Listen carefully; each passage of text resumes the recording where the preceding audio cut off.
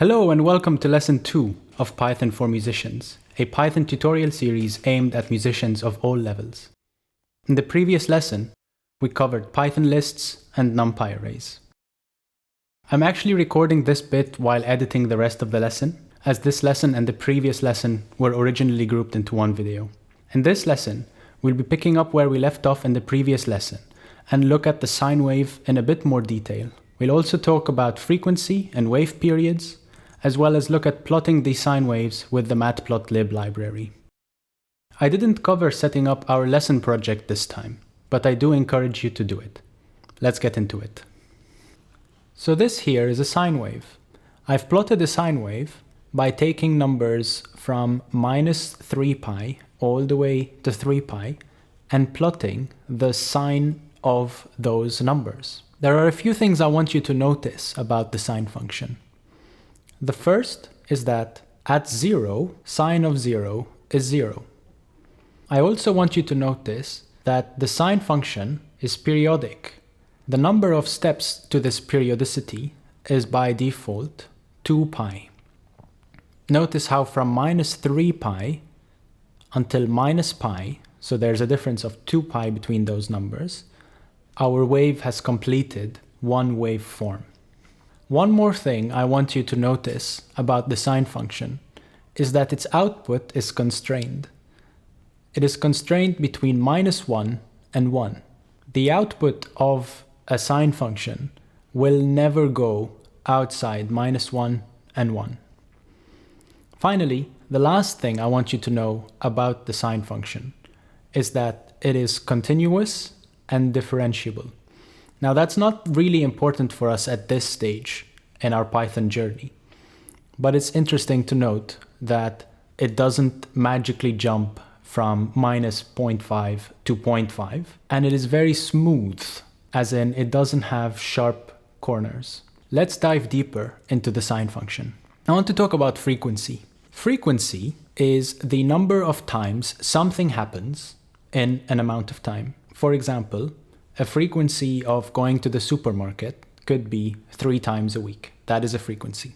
In useful terms for us as musicians, we talk about wave frequency. More specifically, we talk about frequency in hertz. That is the number of repeats per second, specifically in the case of a wave, of the wave repeats. So how many times does the waveform repeat every second? So if we took t, a variable, to be the time in seconds, sine of t will repeat every 2π seconds. And that is what we saw in the graph. We say that the sine wave has a period of 2π. So let's now multiply this t inside the sine function by 2π. In a way, you can think of it as multiplying time or as compressing time so that the sine wave will repeat every second. So now that we have a base for a sine wave that repeats every second, we can multiply those 2πt by another number, f. And what f does is it further stretches time so that the sine function repeats f times every second. F here then becomes the frequency. Let's have a deeper look at sine waves and how to plot them in Python. So thanks to the lovely people of the internet, plotting things in Python has been made quite easy.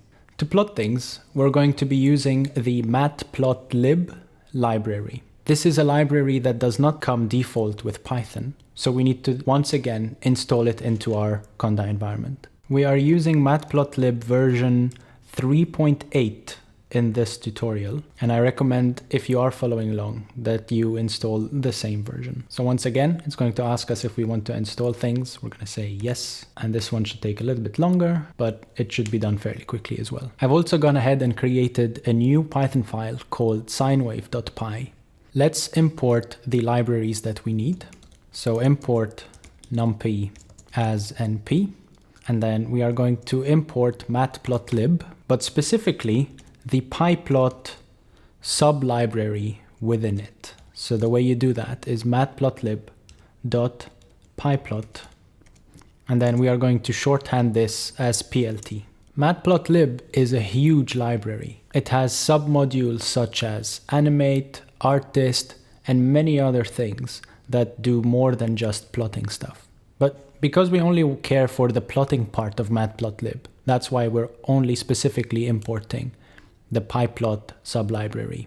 Diving straight into plotting, all we really need for a plot is an x-axis and a y-axis. I'm going to define a quick x-axis as np.linspace, and then I'm going to say I want the numbers from 0 to 10. I want 20 of them, and I don't want 10 to be included in this list. So I'm going to say endpoint false. Now I'm going to also say that the y-axis is equal to the sine of the x-axis. To plot this, you need two functions, plt.plot, which takes in first an x-axis, then a y-axis, and you need plt.show. If you don't have plt.show, your code is going to run and then is going to stop running, because as far as Matplotlib and Python are concerned, you are done. The script has ended. Whereby by putting plt.show, you are telling Python, stop what you are doing. We are showing a graph, and until the user quits that graph, the script will not end. If the script ends, the graph goes. So let's quickly test this. I'm going to type in python sinewave.py to run the script. And here we go. Python has created a graph for us. You'll notice that it's not smooth. And the reason it's not smooth is because we only plotted 20 points. If we wanted it to be smoother, we need to plot more than 20 points. Let's plot 200 points and run this again. And we now have a much smoother line. Okay, so now that we've managed to plot a sine wave, let's try and customize this sine wave a bit further. Let's say we want this sine wave to have a frequency of 20. Looking back to our notes, what we will need is a frequency value. And we're going to say that this is equal to 20. Instead of going from 0 to 10, let's only go from 0 to 1. Now, because our x-axis is an axis of time, I am going to call this time axis. And instead of plotting 200 points, I want to plot 505 points. Finally, our y-axis is going to be our wave. So I'm going to call it accordingly, wave. And instead of x-axis, we need to have in here time axis.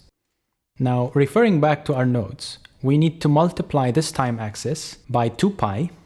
To get pi, you can use np.pi. The reason this works is because inside numpy, they have not only defined loads and loads of functions like linspace, array, zeros, and all the others that you'll come to learn over your time learning Python, they have also included constants such as pi. So we have time axis times 2 times pi, and the last thing we need is to multiply this by the frequency. I'm going to toss that in here. Now we need to update our plot parameters because x-axis and y-axis don't exist anymore. They are now called time axis and wave respectively. Save, and let's show this. And here we go. How can you tell that it has a frequency of 20? Well, in the span of 1 second, it oscillates 20 times.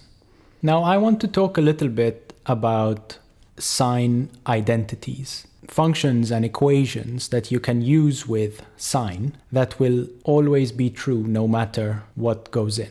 Here are some identities. The first one is that sine x is equal to the minus of sine minus x. Here x is any number. Another sine identity that I want to show to be true is sine of x is equal to minus sine of x plus this number here, 2k minus 1 pi. 2k minus 1 is only understood with k being an integer, so a whole number. And 2k minus 1 is a very easy way of getting odd numbers. So you'll notice that no matter which integer k you put in this sub-equation here, 2k minus 1, you're going to get out an odd number. Another identity that I'm going to show is that the sine of x plus pi over 2 is equal to the cosine of x. What this identity tells us is that the sine wave and the cosine wave are basically the same wave, except that one is a bit more in front of the other. The last one that I'm going to show is that the sine squared of x plus the cosine squared of x being the same, and this is crucial, is equal to 1. So let's get to work. I'm going to extend our time axis to go from 0 to 10 again. I'm going to rename our x-axis to be x-axis, and I'm going to make a new y-axis and call it y1. This one will be our basic sine wave, np.sine x-axis. This is going to be our reference sine wave, so this initial sine x here. Let's go ahead and type in this equation as y2. y_2 is equal to minus np.sine and then minus x-axis. Let's plot them. The first plot is going to be x-axis on the x-axis and then y1 on the y-axis. And we can plot two plots or two graphs on the same figure. The way to do that is just as simply by saying plt.plot another time.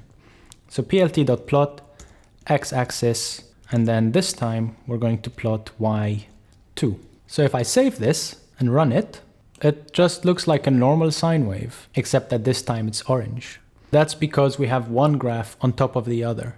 And I can show this by adding a tiny constant here. Let's say plus 0.02, for example. Run this instead. And here we go. You can see that they are now very slightly different apart. Let's show the next one now. I'm going to transform this y2 into being this here. Minus np.sine x-axis plus an odd number times pi. Let's save this and run this. And here we go. Once again, the graphs are showing as just one graph because they are one on top of the other. So for this third one, we're going to use another numpy function, this time the cos function. And I'm going to also put in the x-axis, except that going into the sine function from before, y1, I'm going to add pi over 2. So let's test this. And here we go. Once again, the graphs superimpose each other. You'll also notice that because this is a cos function, at 0, the y value is all the way up at 1. Let's prove this last identity now. We only really need one graph for this. So y1 is equal to sine of x, and then we are going to take this to the power of 2. Remember in Python that to the power of 2 is double star and not this hat.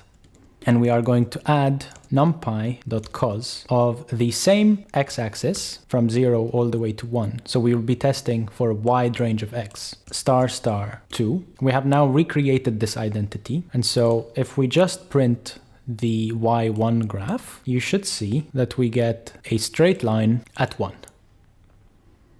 We will look at sine functions and trigonometric identities in a future video. Perhaps one leaning more into the DSP side of things. Now I am going to give you some homework. What I want you to do is to recreate a graph with a line that is random. I want you to notice a few things here. The randomness range is in between -1 and 1. The randomness is uniform, which means that it has no preference whatsoever as to be close to either edge, so it can be anywhere in the range -1 to 1. I don't want you to create all 4 of these, and they don't need to be exactly the same. This is random, you're not going to get the exact same results. But I want you to pay attention to having a title to your graph, and I know that this is small, but this says plt.title, so you can look this up in the documentation. And I want you also to put a y label and an x label, and I also want you to look this up in the documentation. I do encourage you to have a go at the homework assignment. Use all the tools at your disposal, especially ChatGPT and Googling the documentation. I will post a solution next week, either in video form or as a community post, so look out for that.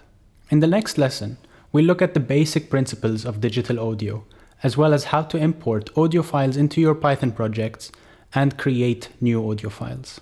If you know anyone who would benefit from this series, don't hesitate to share it with them.